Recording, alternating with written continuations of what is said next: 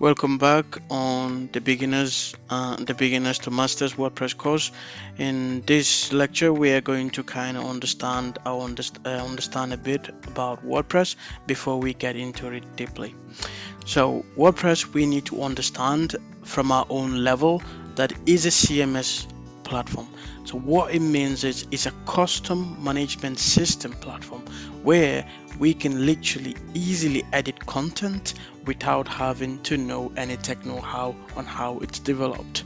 So it's an open source, which means that we can technically develop any kind of websites that we want on it, whether whether a WooCommerce site, which is an e-commerce site, whether a blog site, whether a portfolio site, whether a commercial site, whether a directory website.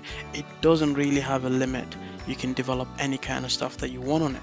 However, the main reasons why people really go to WordPress is the easiness of it, or the easiness of it, the SEO management tool of it, the Google Tag Managers, and the Google conversions of it.